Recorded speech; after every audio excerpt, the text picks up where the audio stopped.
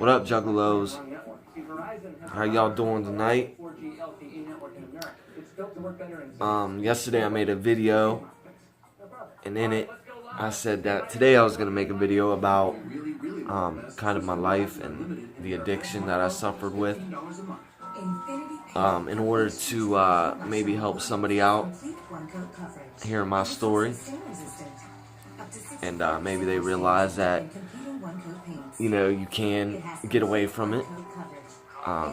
Shit can get better, but also shit can get worse too before it gets better, and that's most definite. Drink some hot tea. It's kicking it. Anyway,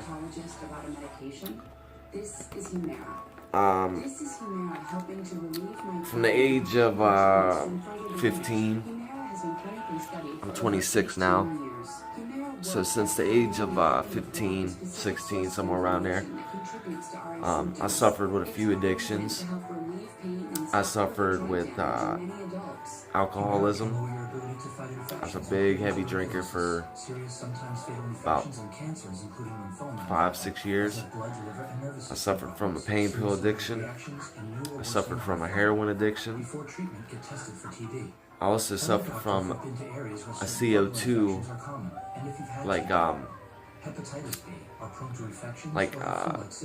compressed air, CO2, whippets. I suffered from that for a while. That was probably one of the worst. I'll say about the age of 16, I started drinking with all my friends. I kept a real small circle, just me and about 5 other dudes I hung out with, my family. My dude Thane Byers, he has a YouTube channel, by the way. He collects all these crazy ass snakes. If you like snakes and seeing crazy ass snakes, check out his channel. It's just Thane Byers. My dude Richie, my dude Jimmy Price, my dude Joey G, my dude Snowy, and it was just a real small clique. And my dude Josh Still too. Yeah, I didn't trust many people, so I like keeping my circle small, you know. And that way, them people are your family. And usually, a small circle of friends stays friends for life. They still my friends to this day. Fucking, what? 10 years later, 11 years later.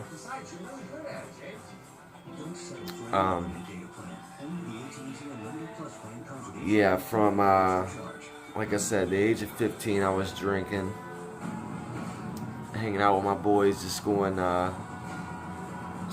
everywhere. We walked everywhere. Fucking from town to town, getting drunk at random places, waking up random places, waking up with fucking girls that you're like, what the fuck? At least I did a lot. My other boys didn't have that problem, but I had that problem. I get drunk and I fucking lose my mind. I'm one of them people that gets drunk and just straight loses their fucking mind and acts crazy and fucking don't give a fuck.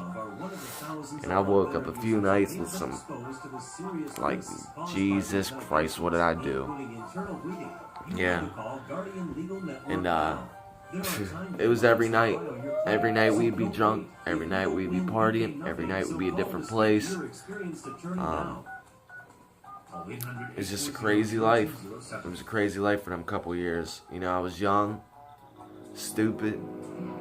One good thing I can say is I did graduate high school. I cannot believe it took all kinds of trying though, because I went to regular high school for like 2 years, and then I got kicked out for some reason. I forget what it was, and they did not want me back. My dude Thane got kicked out too for selling pills, and they didn't want his ass back. So I moved to South Carolina with my uncle.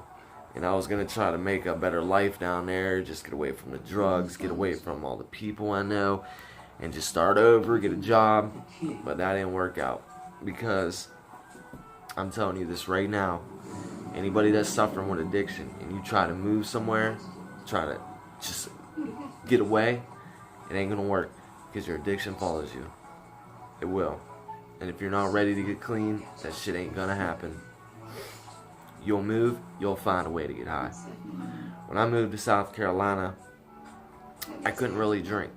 My uncle would give me some weed here and there.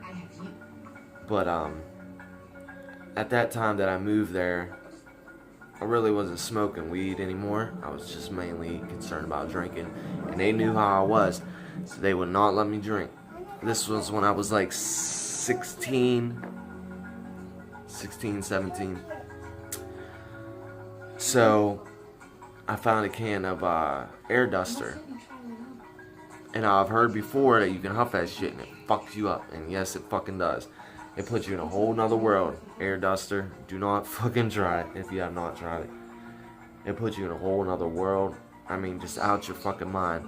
You'll huff it, you'll black out, you'll wake up like 2 minutes later like, what the fuck? You don't even know what the fuck happened. It's crazy. So I did it and there was no more. So my fucking drug addict mind was like, what the fuck am I gonna do? I gotta get fucked up somehow. So there was a Walmart about, I swear, it was like 7-8 miles from my uncle's house. It was far.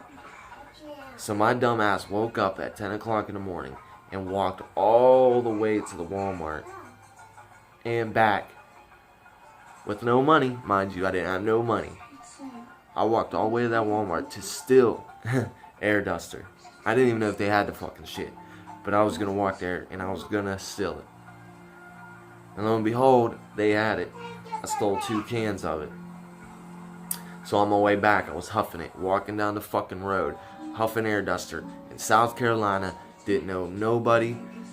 Out of my fucking mind. I don't even know how I didn't get hit by a car or picked up by the police or fucking ran over. I don't know how I made it home. But 6 or 7 hours later, I made it back. And I already did a whole can of air duster. I had one other can of air duster by the time I got back. It took me that long to get there and back. Like 7 hours. It was fucking nuts. So I had one can of air duster. I was huffing that shit. And my aunt came home from work and I was laying on the bed fucking fucking all out of my mind crazy. And she was like, what the fuck is wrong with you? What are you on? What are you doing? And I was out of my fucking mind and I just woke up. I didn't know what the fuck was going on. I didn't even know she was there talking to me. So, shit got bad after that. So, they was going to make me leave, but they didn't. You know, they was like my other parents. And, I just got tired of it down there. I didn't want to walk to Walmart every fucking day stealing duster. I couldn't get alcohol. I couldn't get nothing. So I flipped out and I managed to scrounge up $180 and I got a Greyhound bus, which is the fucking shittiest thing ever. The worst way of transportation. It took me 21 hours to get from South Carolina back to East Liverpool, Ohio. And you meet the weirdest, craziest fucking people on there. Just nuts. Just crazy. I'll skip that whole thing because it's just... Anyway, I get back to my town. First thing I do, I go to my dad's house, get clothes, get dressed, and I get the fuck out of there. I hit up my dudes, and they're up in LaBelle, which is like a ghetto project housing, government housing place where we'd always kick it. And I went up there, and they had this shit called a fentanyl patch. At this time, I never heard of it, never did it. But it fucked me up. First day back from South Carolina, I take this fentanyl patch, I squirt it on my fucking finger. It's like gel. I put a little dab in my mouth. About 20 minutes later, I'm fucking puking like The Exorcist. It's fucking... I was out of my fucking mind. And we was just fucked up for days on that shit. Just fucked up. I mean, I can make one little patch last me like 3 days. You can't even find them bitches around here no more. I mean, I don't try. But, I don't know. I guess they're mixing it with the heroin now. And then after that, I hooked up with this girl, Jennifer Reynolds. I think it was before that or after that. Don't really matter. But I hooked up with this girl. She was really great, fucking awesome, really cool person.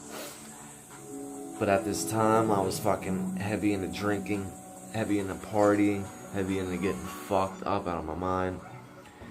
And she would come with me every night and party with my friends. She would have, a couple beers here and there. But I would just get belligerent off liquor out of my fucking mind. And I would act crazy towards her, abusive, fucking treating her like fucking shit. I was with her for like 2 years.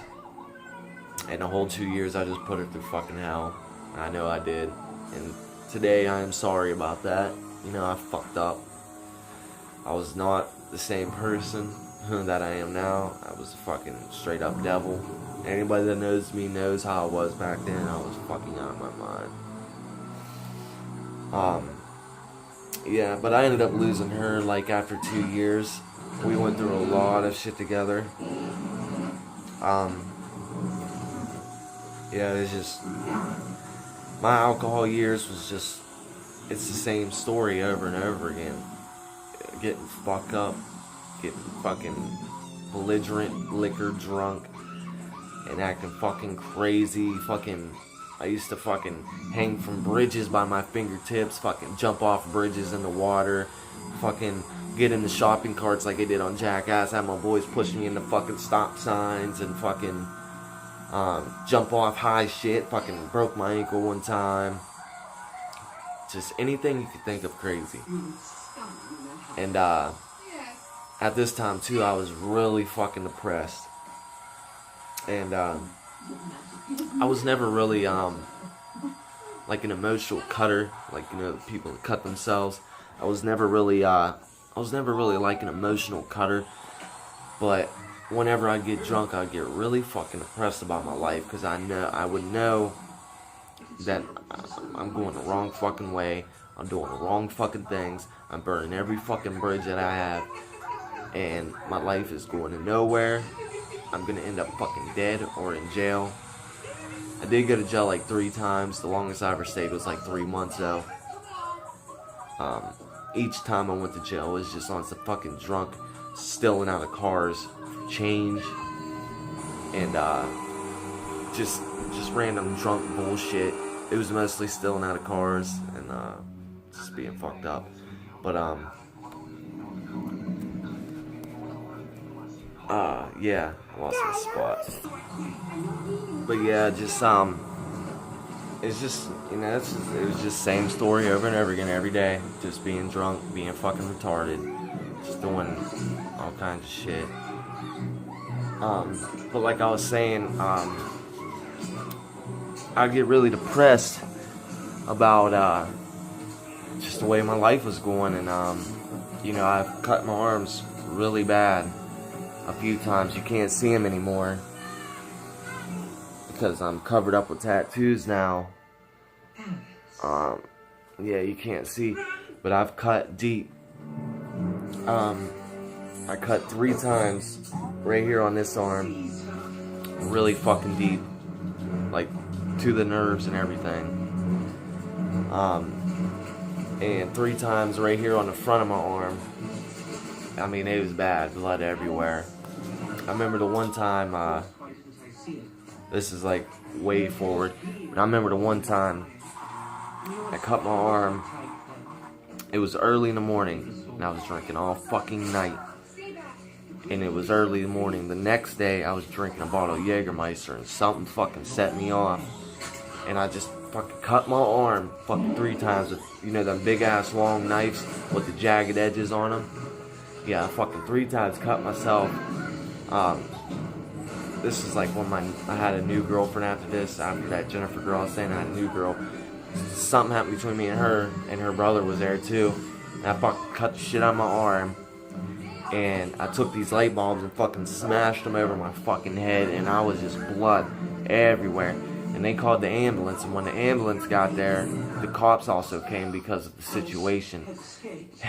And the cop fucking looked in the door like, you alright? You're having a bad day, huh? I was like, yeah, I'm having a real fucking bad day. And I mean, that cop probably thought I was a fucking nut. I mean, I was just covered in blood. Fucking gashes in my arm, glass in my forehead. And the ambulance, they wanted to take me to the hospital. I was like, no, fuck it. I'm not going. I'll walk. So, they can't make you go if you don't want to go. And the house I was at, the hospital was all the way across town. So I walked all the way fucking across town, drenched in fucking blood, head to toe. Just fucking crazy. I mean, you know, I digress. But, yeah, I mean, the drinking shit, it was just, it's a fucked up time of my life, a real depressing time of my life. I was at an all-time low. I was at rock bottom. I was homeless. I pretty much, like I said, I lived in South Carolina when I was younger. But ever since 16, I've been pretty much homeless. I've been bouncing house to house with my dude Thane. He was always with me. That was my number one motherfucker. He was always with me. We bounced place to place, stayed where the fuck ever. It didn't matter. It didn't matter where we stayed. It didn't matter when we ate. The only thing that mattered is when we was gonna get fucked up. And that's the only thing that mattered. We didn't give a fuck about anything else. Nothing. That was it.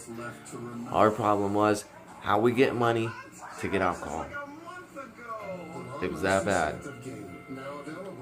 We didn't care about any fucking thing else. I'd like to get him on here with me one of these days and have him. I mean, we got stories for fucking days. I'm gonna try to get him on here with me and we talk about it. I mean, there's just so many crazy fucking stories. It is nuts.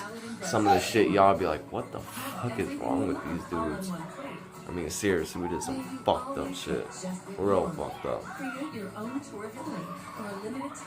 But, I mean, I've been a juggalo since I was 15. And back then, I thought being a juggalo was just be the craziest clown fucking psycho that you can be. And that's the way I acted. I was the craziest psycho motherfucker that I could be. And I liked it that way. It was crazy. So, after, what was it? As soon as I hit about 21, on my 21st birthday, we got fucked up for like 3 days straight. And, I was with a new girl at this time. I got tons of side stories from whenever I was drinking, but it would take me all fucking day to say them. A lot of fucked up shit. So just say from 16 to 21 was just all drinking, fucked up, crazy times. By the time I hit age 21, we had a 3-day party. I was already with a new girl.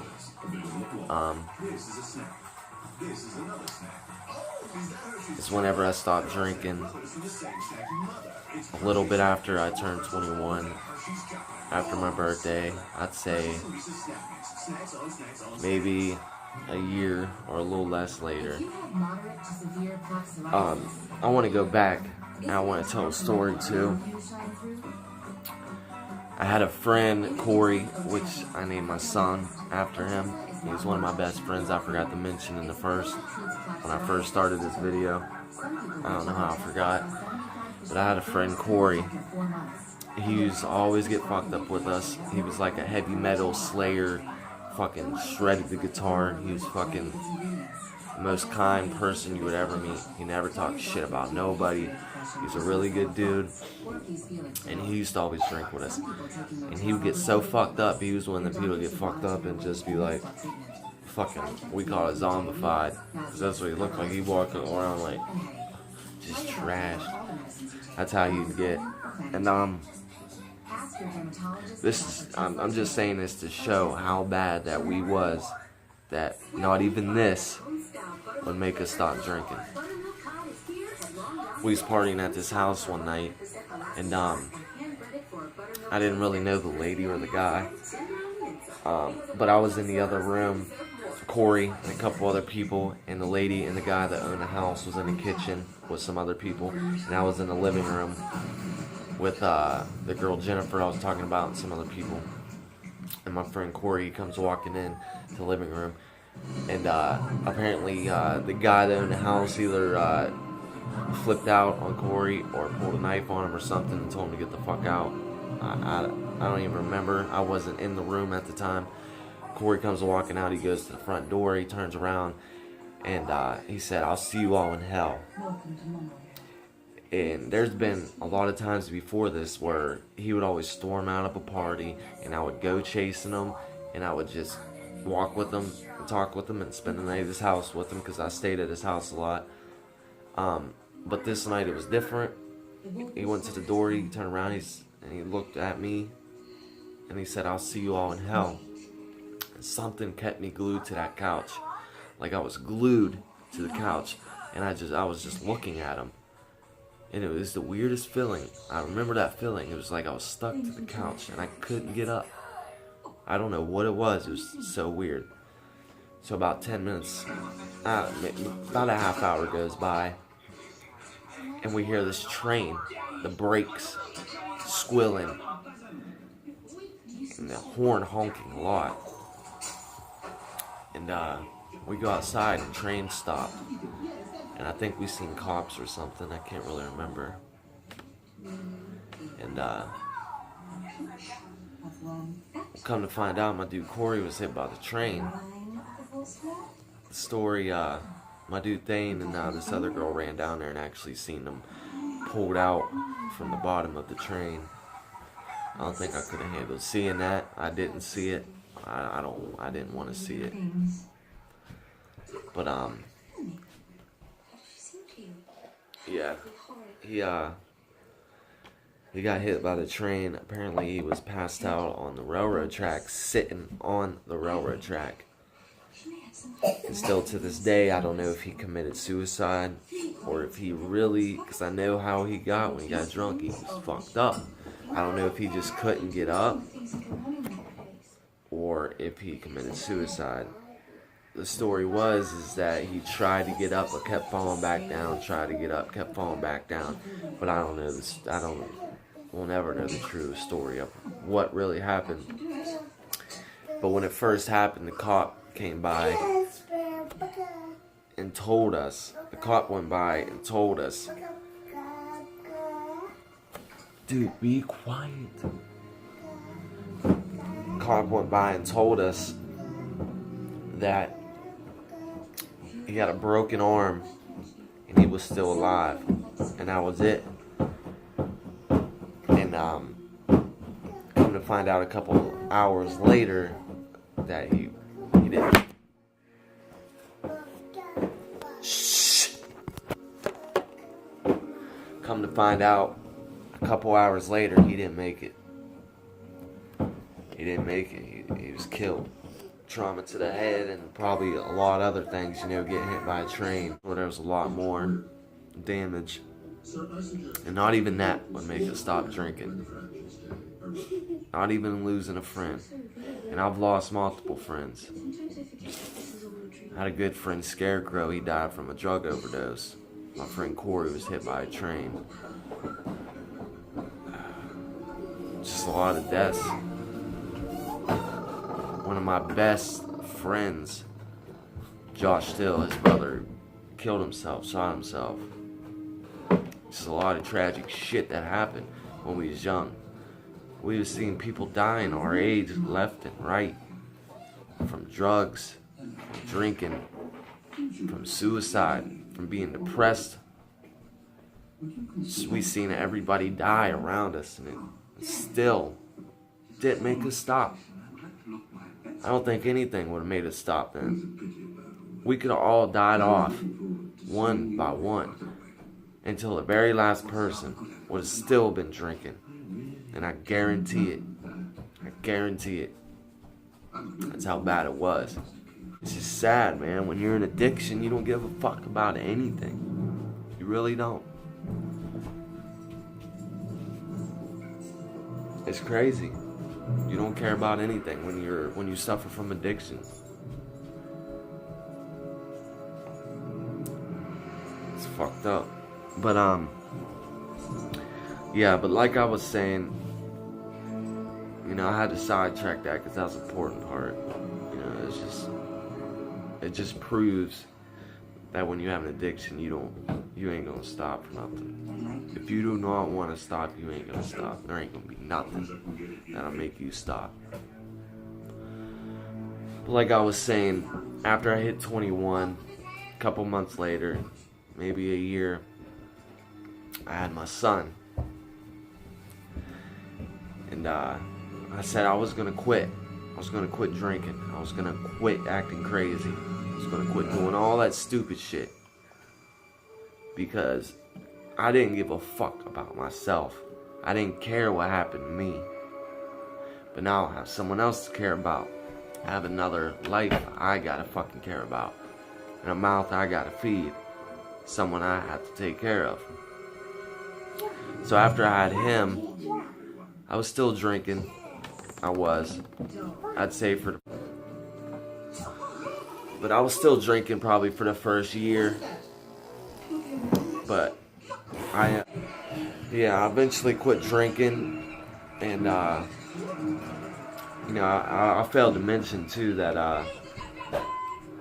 whenever I was drinking, that's whenever I had my inhalant habit too. Like I was saying, I did in South Carolina, but it was way worse than that. Whenever I was back where I was from, where I lived, I was still in like 2 or 3 cans of that shit a day. And I'll go to my grandma's old house. No one lived there, and I'll just sit there and huff it all by myself, fucking pass out, wake up, huff it, pass out, and just sit there all day by myself, huffing air duster, out of my fucking mind, seeing people. It got to the point where I was so fucked up, I was seeing people that wasn't there, I was hearing people, I was talking to fucking people. I was so out of my mind, man. It was like they was really fucking there, and I was talking to people. It was like I was having an outer body experience or some crazy shit. It was fucking nuts. I remember that. It was crazy. It was bad. And my lungs was hurting so bad from that shit. Because if you ever had that air duster, if you turn it upside down and spray it, it's like fucking ice. Straight ice. My lungs, from huffing 2 or 3 cans a day for like 2 months, was so fucking bad. It was crazy. That's why I say it was one of the worst addictions I had, because it was the one that was killing me the quickest. Worse than drinking, worse than pills, worse than crack, worse than any of it. It was terrible. I mean, and it was making me go crazy. I was out of my fucking mind. I was really out of my mind. I was sitting by myself in an abandoned house, huffing air duster, seeing people, talking to people. I mean, that's some fucked up shit. You know, that's crazy. I look back now and I'm like, what the fuck was I doing, man? It's nuts. But fast forward, where I had my son, like I said, I was still drinking and doing dumb shit for a little while. But, I eventually quit for him. And finally, that's what it took. That's finally what it took for me to quit drinking. And really, quitting drinking was the easiest. It was. I don't know why.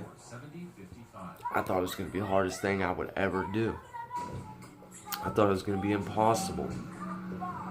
I mean, I had a little bit of shakes. I felt like crap for, a week. It wasn't really that bad, though. I thought it was going to be fucking damn near impossible to quit drinking, especially drinking every single day for 5 years, 6 years, something like that. Every day. We didn't really go one day without drinking. We really didn't. Every day we was drinking. But after I had my son and I quit drinking, I didn't really have a job. We was living in government housing, and I was just like getting depressed a lot. I was trying to get used to not doing something, taking something, drinking something, and without having a job and just sitting around, I started to really get depressed and suicidal. I had to go to the nut ward a few times. I was locked up in a psychiatric unit about 3 times for a couple days here and there. And I just felt like I was losing my mind. So I started popping pain pills, Vicodin, Perk 5s, 30s, just small shit. I started doing those, and it made me happy. I was happy just sitting around, chilling, watching movies, just taking pills. I was happy. It's like my brain was so fucked up that I had to take something. I mean, it still is. It still is. It don't go away. It don't.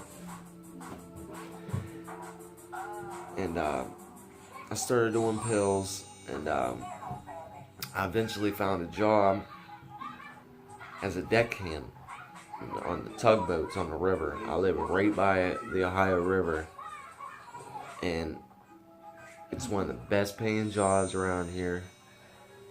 And they drug tested, of course, so I had to hurry up. I heard about where you can chug a gallon of water, piss one time, and then your next piss will be nothing but water. So that's what I tried, and it worked. I didn't think it was going to work, but it worked. So I got the job. I was a deckhand on the tugboats. I was bringing home like $1,400 every 2 weeks. It was good money. My first job, getting a job like that for your first job, really good money. And my pain pill addiction got worse, because everybody knows you build a tolerance, and the Vicodin, the little perks, they don't work no more. So now you gotta fucking buy them higher grade pills, the Oxys, the Perk 30s, the Oxy 60s, the Oxy 80s. So I started spending a lot of money on fucking pain pills. Every day I was buying pain pills, spending tons of money. And that's when I switched to heroin, because it was so much cheaper. You can buy a 20 bag and you'd be straight for a couple hours. $20, you'd be straight for a couple hours. You spend like a total of $60, be good all day. And that's why most people that take pain pills, they resort to heroin, because it's so much cheaper. Nowadays I hear they got that, especially around this area, they got the heroin mixed with the elephant tranquilizer, the fentanyl, be killing motherfuckers quick. I'm glad I don't fucking do dope no more. But yeah, while I was on the river, I was doing heroin, snorting it. And eventually, what do you know, snorting heroin wasn't working for me anymore. I was having to do more and more and more, and it's just making me get by, just so I ain't sick, just so I ain't feeling like crap. And working a 12-hour day job out on the river in the wintertime, freezing and sick, it ain't gonna happen. Or even in the summertime, hot as fuck. Out there, you can't wear shorts, you have to wear pants, you gotta wear a life vest, and you're fucking dope sick. Ain't gonna happen. 12 hours a day? No. So, one of my dudes told me to start using the needle. Works so much better. At first, I was like, I don't want to fuck with no needle. I was like, I can't even do needle. I can't even fucking, there's no way I could use a needle. Put it in my arm myself. I can't even watch my blood being taken. I was like, that ain't gonna work. But eventually, I tried it. I was having my baby mom do it for me, because I couldn't do it. I never could. I could never use the needle myself. A few times I tried, but I fucked myself up. I got cotton fever a couple times. Killer, man. Cotton fever will fuck you up. It makes you sick.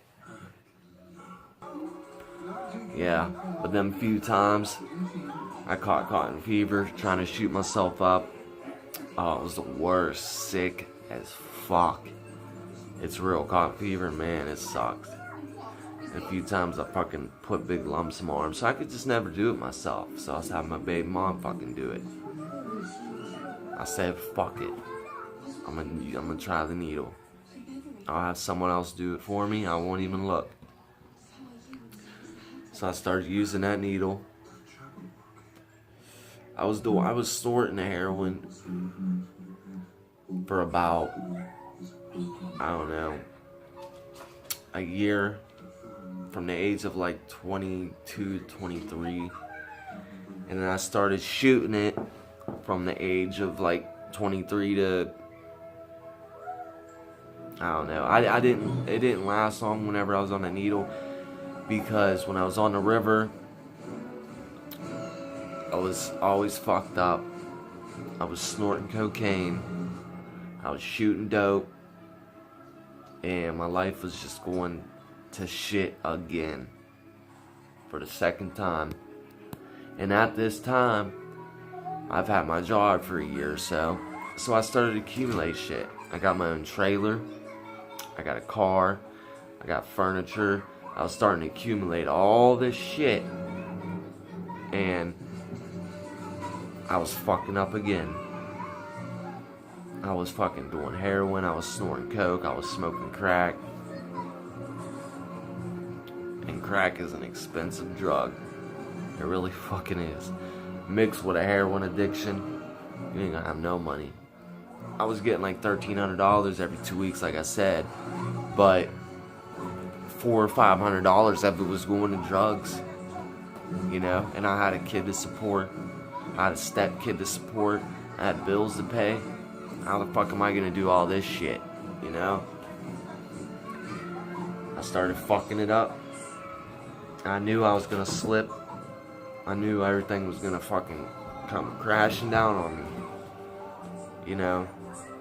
I was only doing these pain pills and heroin and crack for like 2 or 3 years, but that's all it takes. That's all it takes to fucking get addicted, to get hooked, to have everything fucking crumble beneath you and everything just fucking go to shit. That's all it takes. It's a couple years. And that's all it took. Finally, the river was getting polluted with fucking junkies. People falling asleep while they're working. That was one thing I never did. I didn't fall asleep. I always made sure I was good enough to work. There's people out there on the river that was fucking falling asleep on the job. So what do you know? The river company drug tested everybody, and I got hit out of nowhere. I didn't have time to try to cheat the test. I didn't have time to try to get pissed. It came out of nowhere. I had 20 minutes between the guy getting there. That's it. And I was already on the boat. There's nothing I could do. So I fell for cocaine and opiates, heroin. And I started to lose everything again. You know, I got this good job. I got my own place. I had my own car. And I was losing it all. So after that, I lost everything. Was addicted to cocaine, addicted to heroin. And I just lost my house. Just lost my car.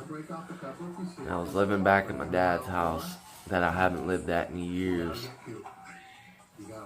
With my baby mom, my son, and my stepson. My dad was gracious enough to bring us in. But I don't want to put my dad's business out there, but he struggles with his own demons. So it was no good thing for me to even be there. It's no good thing for me to even be there.